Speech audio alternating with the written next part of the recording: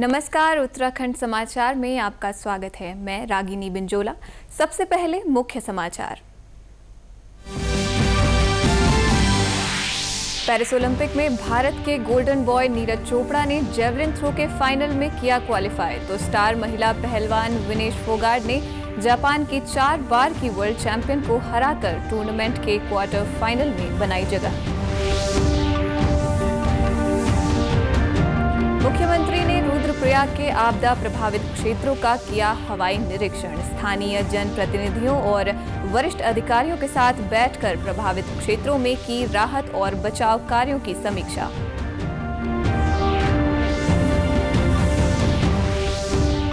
और कुमाऊं कमिश्नर ने राष्ट्रीय राजमार्ग और जल भराव वाले क्षेत्रों का किया निरीक्षण। सिंचाई विभाग को ड्रेनेज प्लांट तैयार करने के दिए निर्देश। अब समाचार विस्तार से। पेरिस ओलंपिक के 11वें दिन आज भारत के गोल्डन बॉय नीरज चोपड़ा ने जेवलिन थ्रो के फाइनल के लिए क्वालिफाई कर लिया।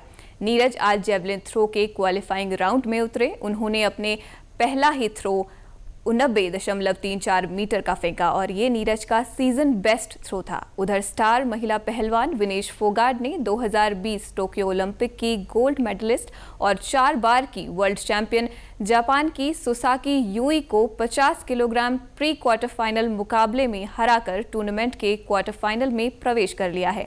वहीं आज हॉकी में भारतीय पुरुष टीम का सामना जर्मनी से होगा। इस सेमीफाइनल मुकाबले में भारतीय टीम फाइनल में अपनी जगह पक्की करने के लिए उतरेगी। ये मुकाबला भारतीय समयानुसार रात 10:30 बजे होगा। टोक्यो ओलंपिक 2020 में कांस्य पदक जीत चुकी भारतीय टीम इस बार अपने पदक का रंग बदलने का इरादा रखती है। मुख्यमंत्री पुष्कर सिंह धामी ने आज रुद्रप्रयाग के आपदा प्रभावित क्षेत्रों का हवाई निरीक्षण किया।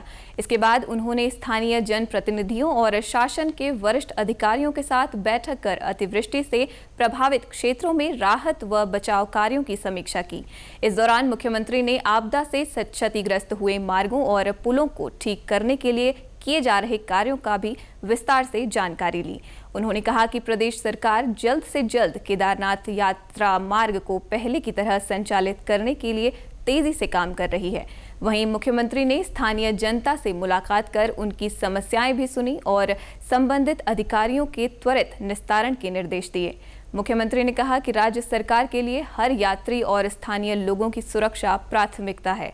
इस बीच केदार घाटी में रेस्क्यू अभियान आज 6ठे दिन भी युद्ध स्तर पर जारी है। जिला प्रशासन के अनुसार अब तक 11,700 से अधिक श्रद्धालु और स्थानीय लोगों को सकुशल रेस्क्यू किया गया है। सोनप्रयाग में मंदाकिनी नदी पर बनाए गए पैदल पुल का निर्माण पूरा होने से रेस्क्यू और राहत कार्यों में बड़ी राहत मिली है। केदार घाटी में सड़क और पैदल मार्गों के पुनर्स्थापन का कार्य तेजी से शुरू हो गया।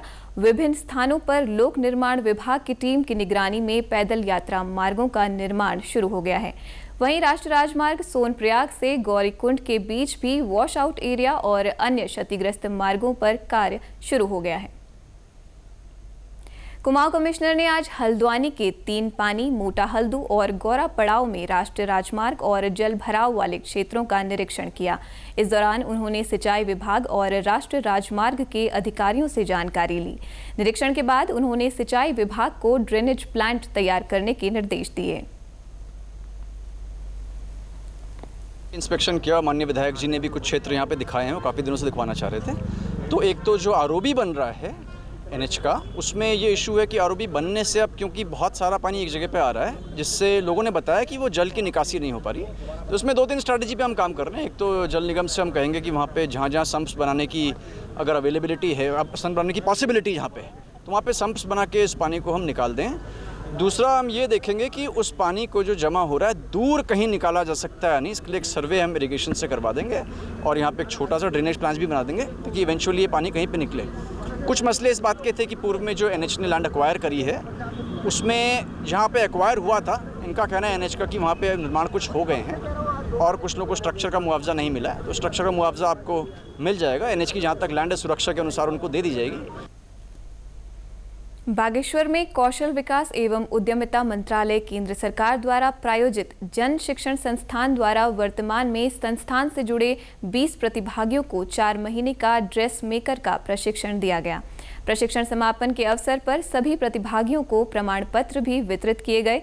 प्रतिभागियों को बताया गया कि प्रशिक्षण के बाद वो किस तरह से स्वरोजगार के माध्यम से स्वावलंबी बन सकते हैं। इस मौके पर पूर्व जिला पंचायत अध्यक्ष दीपा आर्या ने बताया कि सरकार लगातार महिलाओं को रोजगार से जोड़ने का काम कर रही है ताकि उन्हें आर्थिक और सामाजिक रूप से मजबूती मिल सके।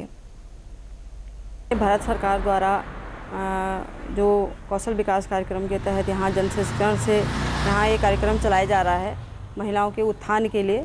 हमारी जो महिलाएं आगे अपने स्वरोजगार को आगे बढ़ाएगी और हमारी महिलाएं यहाँ 20 महिलाओं ने यहाँ प्रशिक्षण प्राप्त किया है अपना रोज़गार आगे बढ़ाने के लिए। मैं अपनी महिलाओं को यहाँ पर बहुत बहुत बधाई दूंगी कि इसी तरह आगे बढ़ते रहें और नए नए कार्यक्रम सीखें और अपना भविष्य आगे से आगे बढ़ाएं। प्रशिक्षिका गीता लोहानी ने कहा कि केंद्र सरकार की इस योजना से प्रतिभागी न सिर्फ अपने काम में निपुण हो रहे हैं बल्कि औरों के लिए भी आत्मनिर्भरता की एक अच्छी मिसाल पेश कर रहे हैं। मैंने जो 20 महिलाओं को यहाँ पर सिलाई सिखाई थी उनमें से सभी महिलाएं मतलब आगे बढ़ रही हैं। कहीं ने तो अपनी शॉप खोली हुई है, कोई किसी ने मार्केट में खोली है, किसी ने गांव को खोली है। अपने अगल बगल हर किसी से सिलाई का कपड़ा लेके वो सब सिलती हैं और पैसा कमा रही हैं। लगभग 20,000 10,000 महीने की इनकम कर रही हैं। तो मुझे काफ़ी अच्छा लग रहा है कि मैं इन बच्चों की टीचर बनी। केंद्र सरकार की इस पहल से लाभान्वित प्रशिक्षार्थियों ने बताया कि प्रशिक्षण के बाद से वह अपना खुद का रोजगार खड़ा कर स्वावलंबी बन रहे हैं और प्रतिमाह 10 से 20,000 रुपए की आमदनी उत्पन्न कर रहे हैं। जी हाँ, मैंने जन शिक्षण के दौरान लक्षिता लेडीज टेलर से मैंने 3 महीने का कोर्स किया और इसके बाद मैंने सर्टिफिकेट लेने के बाद मैंने खुद का रोज़गार खोला। ऐसा होता है ना कि घर में टाइम सबको मिलता है ना, तो थोड़ा अपने लिए आजकल औरतें जो हैं इंडिपेंडेंट होना चाहती हैं, हर कोई होना चाहती है और ठीक है अपना दूसरे से हाथ नहीं फैलाए, अपने ही पैसों से अपने दम पे खड़े रहना हर कोई चाहता है। आपको बता दें कि केंद्र सरकार की कौशल विकास एवं उद्यमिता मंत्रालय द्वारा प्रायोजित जन शिक्षण संस्थान का उद्देश्य ग्रामीण क्षेत्रों में गैर साक्षर, नव साक्षर और स्कूल छोड़ने वालों को व्यावसायिक प्रशिक्षण प्रदान करना है ताकि उस क्षेत्र में प्रासंगिक बाजार वाले कौशल की पहचान की जा सके। उधम सिंह नगर जिले में पिछले माह हुई बारिश से खेतों में अत्यधिक पानी भर गया है जिससे विभिन्न प्रकार की फसलों को नुकसान हुआ है। इनमें धान, गन्ना और बागवानी शामिल है। अब किसान जलभराव से हुए क्षति के मुआवजे की भी मांग कर रहे हैं। जुलाई माह में हुई बारिश से जिले में खटीमा, सितारगंज, काशीपुर, बाजपुर, गदरपुर, किच्छा और रुद्रपुर में जगह जगह जल भराव हो गया था। अत्यधिक जल भराव के कारण कुछ जगहों में धान की फसल गल गई, वहीं अमरूद के फल भी बारिश के कारण गिर गए। मुख्य कृषि अधिकारी डॉक्टर अजय कुमार वर्मा ने बताया कि जिले में कुल 1,09,000 हेक्टेयर धान का रकबा है। जुलाई माह में हुई अतिवृष्टि के कारण लगभग 4,000 हेक्टेयर की फसल प्रभावित हुई है। जनपद उधम सिंह नगर में माह जुलाई में जो अतिवृष्टि हुई है उसके कारण जनपद में विभिन्न विकास खंडों में जो प्रभावित क्षेत्र है वो लगभग 4,000 हेक्टेयर के करीब है और जो 33% से ऊपर है जो NDRF के मानक के अनुसार जिनको राहत सहायता दी जानी है उसमें लगभग 2,000 हेक्टेयर का एरिया हमारा आ रहा है, जिसमें कि मलबा आने से भूस्खलन से प्रभावित क्षेत्र है उनको इंक्लूड किया गया है। साथ ही साथ इसमें जो काश्तकार हैं वो 1,680 काश्तकार जिनको 33% से ऊपर की क्षति हुई है। अभी तक सर्वे के अनुसार जो गठित टीम है, सर्वे टीम है, उसके द्वारा ये रिपोर्ट प्रस्तुत की गई है। सर्वे का कार्य भी जारी है। जो किसान छूटे हुए हैं उनको भी क्या नाम सम्मिलित किया जाएगा। काश्तकार कुलविंदर सिंह और सुच्चा सिंह का कहना है कि जल भराव के कारण उनकी धान की फसल पूरी तरह बर्बाद हो गई। में 10-15 दिन पहले काफ़ी ज़्यादा जल भराव हुआ था। पानी जो है खेत में भराव हो गया। एक बार धान गल गया था, दोबारा लेबर से लगवाया खर्चा करके, दोबारा फिर जो है पानी के कारण, कबाड़ के कारण फिर से दोबारा वो धान गल गया है।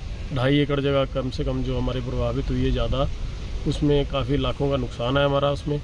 हमने लीज पे ज़मीन ले रखी है शुक्ला फार्म वालों की, और पहले धान लगाया था वो सारा ख़त्म हो गया, जिसका कोई सर्वे नहीं मिला, और हमें फिर दोबारा लगाना पड़ रहा, जो हमें भारी नुकसान झेलना पड़ रहा है।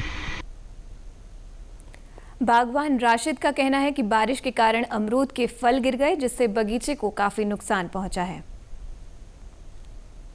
इस बारिश से पानी भर गया और उससे सारा फल गिर गया, अमरूद का सारे फल गिर गया। ये तो नुकसान किया अब कर रहे हैं, जैसे अब जो भी होगा आगे आएगा आने की उम्मीद में, वक्ती तौर पे तो सारा गिर गया।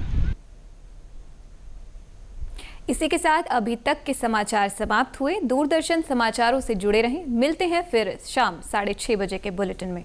नमस्कार।